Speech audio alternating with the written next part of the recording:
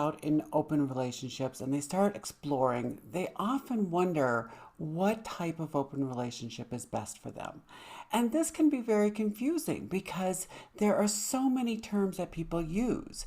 You hear polyamory and swinging and the lifestyle or monogamish or designer relationships.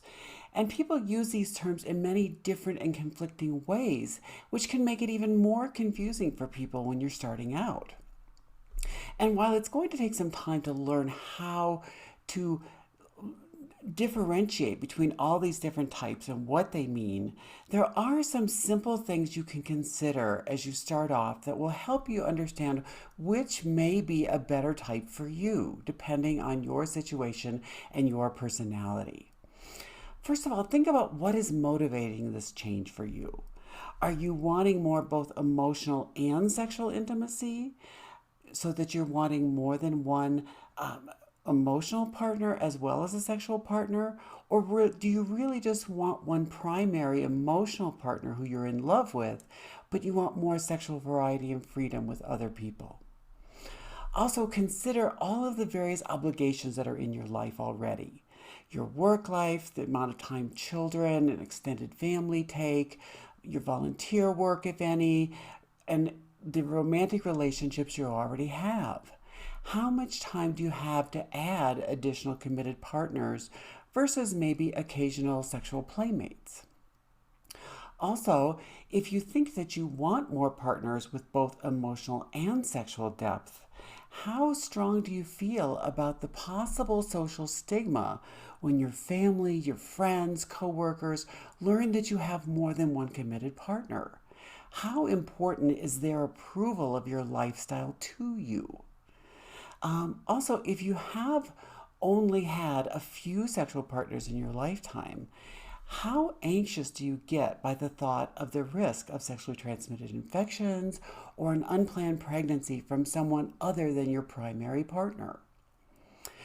Also, how confident do you feel with the strength of your current relationship?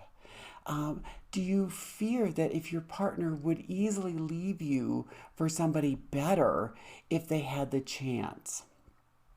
Plus, do both of you and your original partner want more partners, or is it just you? And how do you balance one of you having open while the other one continues to have monogamy? And do you both want the same type of open relationship? Or does one of you need something more like polyamory where the other one wants something more than swinging? And how do you negotiate those things?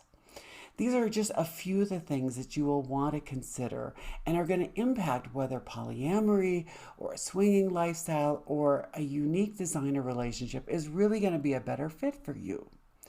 Now, I understand that's a lot of information and it can be very confusing. So if you have questions and you're trying to figure out how to sort this through in your relationship as you're starting to make these changes, I'm here to help you with making those kinds of changes. Please feel free to reach out to me. I will put my Calendly link so that you can schedule a 30-minute call with me, and let's take some time to talk about what your situation is and what is going to really be the best options for you.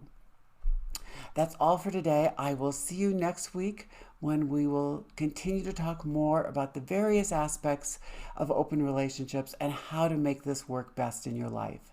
Have a wonderful week, and I will see you then. Thanks so much for joining me.